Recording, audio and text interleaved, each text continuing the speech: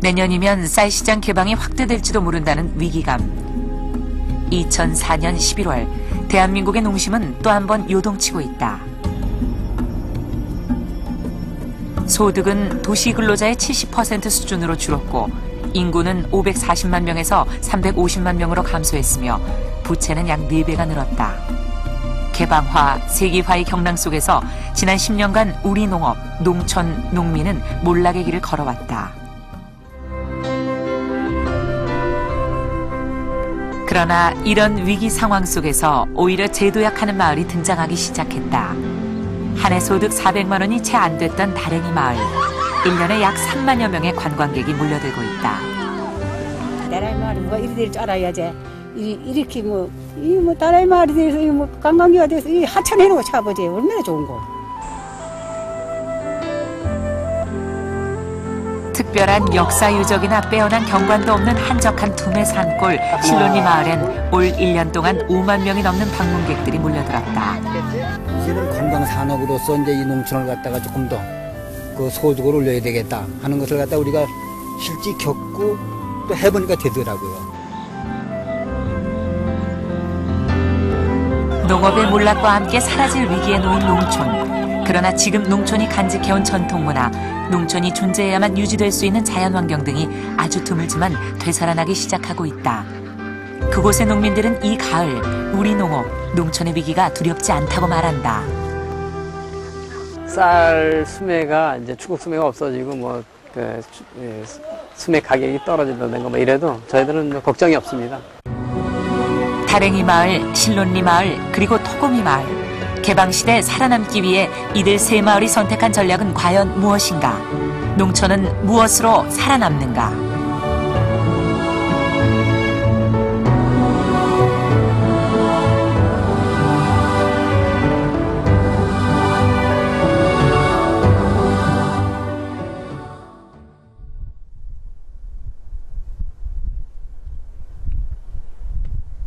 주민 200여 명, 농사라고 해봐야 겨우 자급자족할 수 있을 정도. 농업소득은 거의 없는 가난한 두메 산골 실론리 마을. 그런데 지난 4월 24일과 25일 이틀 동안 이 마을이 생긴 이후 가장 많은 외지인들이 한꺼번에 몰려들었다. 서울 등 수도권의 몇몇 초등학교에서는 단체로 실론리를 찾기도 했다. 야, 니네 올라가면 나무다리, 섭다리라래 옛날에. 섭다리. 올다리 말고.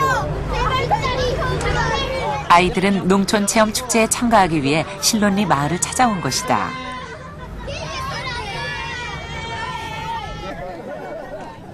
이곳을 찾은 사람들은 어린이들뿐만이 아니었다. 주말을 맞아 가족 단위로 찾아온 방문객은 줄잡아 5천여 명. 그들은 왜 역사 유적, 뛰어난 풍광을 가진 것도 아닌 이 두메 산골을 찾아왔을까? 방문객들로 장사진을 이룬 마을 입구. 어린이들이 차례로 뭔가를 건네받아 목에 걸고 있었다. 또 한 주민은 방문객들을 대상으로 일일이 뭔가를 확인하고 있었다. 이게 방에서 주무실지 거실에서 주무시면 인터넷을 통해 미리 선착순으로 접수된 방문객들은 1인당 4만 원의 참가비를 냈는지 확인이 끝난 뒤에야 이 마을의 체험축제에 참가할 수 있었다.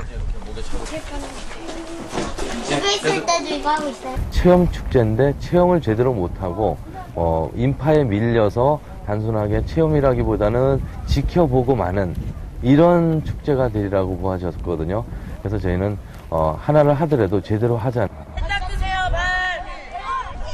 1인당 4만 원.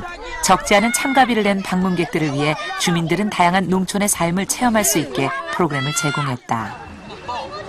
미꾸라지, 올챙이 잡기와 같은 자연 체험 프로그램은 있는 그대로의 마을 환경을 이용한 것이다. 프로그램 중에는 주민들이 특별히 아이디어를 내 재구성한 것도 있다. 마을에선 어린이들이 직접 흙담을 쌓아볼 수 있게 간이 초가집도 만들었다.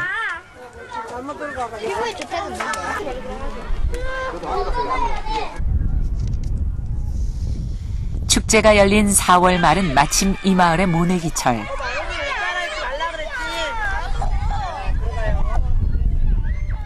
쌀이 어떻게 만들어지는지조차 모르는 아이들을 위해 마을의 논이 체험 장소로 제공됐다.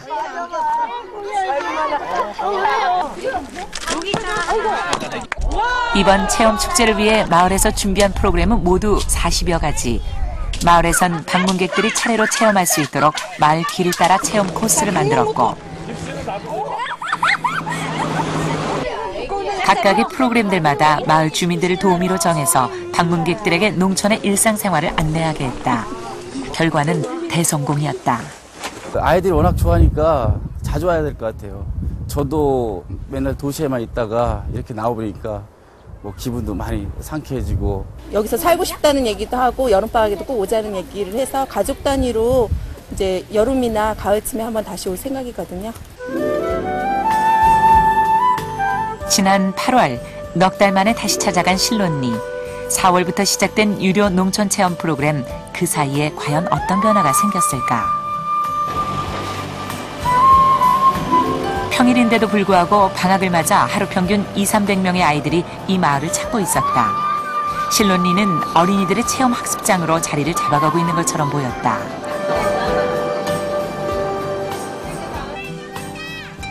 마을에선 아이들을 위해 새로운 프로그램도 추가했다. 시냇물에 둑을 쌓고 송어를 풀어놓아 아이들이 직접 잡아볼 수 있게 한 것이다. 지난 4월 과연 도시인들이 찾아올까 우려 속에서 시작된 유료 축제. 예상을 깬 대성공을 계기로 주민들은 아이디어를 짜내기 시작했고 계절에 맞는 새 프로그램들을 추가하고 있다. 옥수수 따기도 그 중에 하나다. 기업에 비유한다면 고객들에게 지속적으로 신상품을 내놓고 있는 것이다. 이는 주민들에게 새로운 소득원이 되고 있다. 아이들이 옥수수를 따기 때문에 직접 수확하지 않아도 되고 가격도 2배 이상 더 받게 됐다.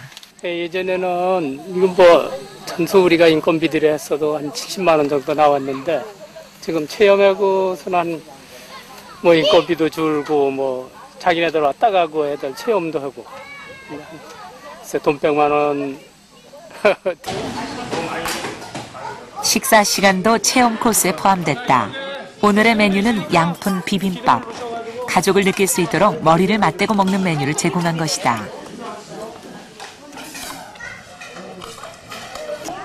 이 또한 주민들에게는 새로운 돈벌이가 되고 있다.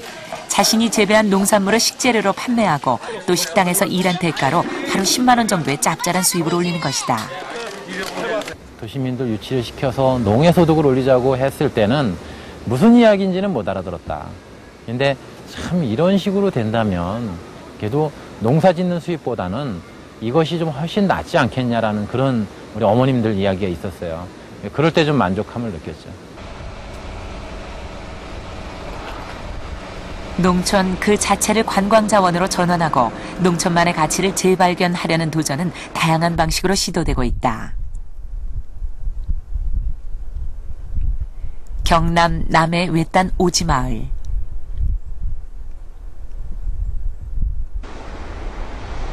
이곳은 어떻게 저런 곳에 마을과 농토를 일궜을까? 방문객들에게 놀라움을 자아내는 다랭이 마을이다.